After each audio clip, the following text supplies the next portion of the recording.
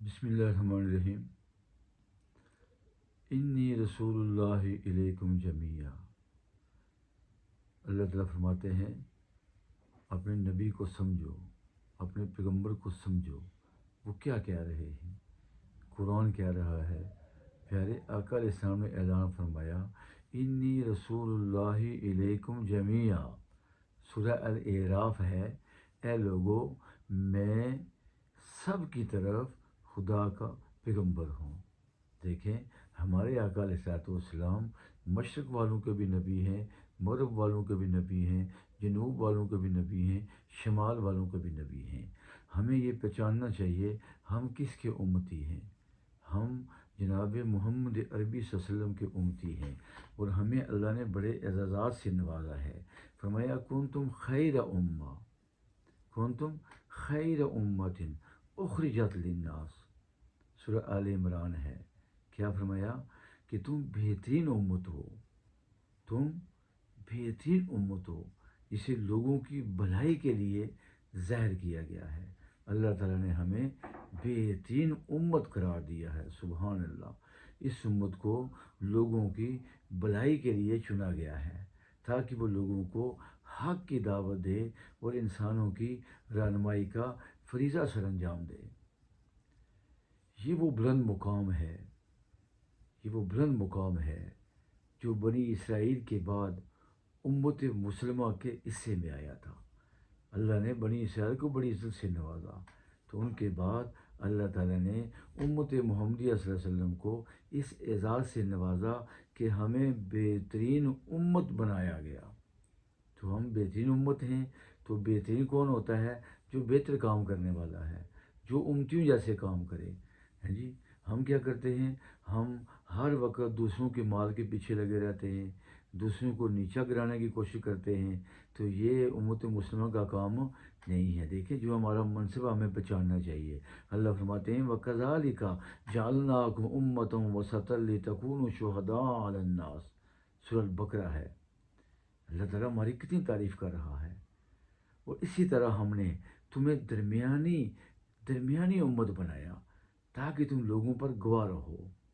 دیکھو امت وسط، درمیانی امت کا مفہوم اعتدال کی راہ پسند کرنے والی قوم ہے۔ ہم کسی معاملے میں غلو نہیں کرتے، کسی معاملے میں اعتدال کو نہیں چھوڑتے۔ یہ امت اعتدال والی امت ہے۔ سیاسی معاملات ہوں، اخلاقی معاملات ہوں، خاندانی معاملات ہوں، اجتماعی معاملات ہوں، انفرادی معاملات ہوں، ہمیشہ اعتدال کی راہ اختیار کرنی چاہیے۔ دیکھیں دینی امور اور دنیاوی معاملات میں میانہ روی اختیار کرنے والی یہ امت ہے، اور میانہ روی بہترین راہ ہے۔ ہمیں یہ کبھی نہیں بولنا چاہیے کہ ہمیں اللہ نے درمیانی امت بنایا ہے، یعنی اعتدال والی امت ہے، موڈریٹ ہے ہم اعتدال والے ہیں، ہم حد سے تجاوز نہیں کرنے والے۔ نقصان کب ہوتا ہے؟ جب آدمی اعتدال سے بڑھ جاتا ہے، تجاوز کر جاتا ہے۔ ہمیں امت بن کے رہنا چاہیے۔ ہماری جو حیثیت ہے وہ عالمگیر ہے۔ ہم کسی خاص قبیلے کے نہیں ہیں، کسی خاص زبان والے نہیں ہیں، کسی خاص قوم والے نہیں ہیں۔ ہم تو وہ امت ہیں جو عالمگیر امت ہیں۔ اللہ فرماتے ہیں وَإِنَّ هَٰذِهِ أُمَّتُكُمْ أُمَّةٌ وَاحِدَةٌ وَأَنَا رَبُّكُمْ فَاعْبُدُونِ، وَأَنَا رَبُّكُمْ فَاعْبُدُونِ، سورہ المومنون ہے۔ اللہ فرماتے ہیں بلا شبہ یہ تمہاری جماعت ایک ہی جماعت ہے، اور میں تمہارا رب ہوں، میری عبادت کرو۔ دیکھیں اللہ تعالیٰ نے توحید اور رسالت کے رشتے میں ہم سب کو پرو دیا ہے۔ ہمارا رب ایک ہے، ہماری کتاب ایک ہے، ہمارا مرکز یعنی کعبہ ایک ہے، دین ایک ہے۔ اس سے زیادہ متحد ہونے کی اور کون سی بات ہو سکتی ہے؟ ہر کلمہ گو مسلمان، خواہ وہ مشرق کا رہنے والا ہو، خواہ وہ مغرب کا رہنے والا ہو، خواہ وہ جنوب کا رہنے والا ہو، خواہ وہ شمال کا رہنے والا ہو، ایک ہی فرد ہے۔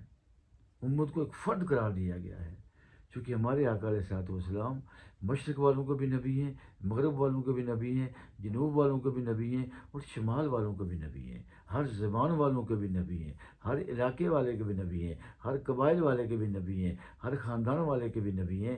تو اللہ تعالیٰ نے ہماری بڑی ایک حیثیت بنائی ہے، ہمیں اس حیثیت کے مطابق چلنا چاہیے۔ ہمیں اللہ نے عالمگیر امت بنایا ہے، پوری کائنات کے لیے پوری کائنات میں ہم سب سے اعلیٰ ہیں، اور ہمارا کام وہی ہے جو آقا علیہ الصلوۃ والسلام کا ہے۔ تو ہمیں امت بن کے رہنا چاہیے، اتفاق سے رہنا چاہیے، اتحاد سے رہنا چاہیے۔ یہ نفاق، یہ توڑ پھوڑ ہے، یہ حد سے بڑھ جانا، یہ ہمارا یہ منصب نہیں ہے۔ ہم نے تو پوری دنیا کی رہنمائی کرنی تھی، اور ہم کدھر جا رہے ہیں؟ سوچو سوچو، کہیں فرقے ہیں، کہیں ذاتیں ہیں، کیا پنپنے کی دنیا میں پنپنے کی یہی باتیں ہیں؟ تو اللہ تعالیٰ ہمیں ایک بنائے اور نیک بنائے، اور اپنا منصب ہمیں بچانے کی توفیق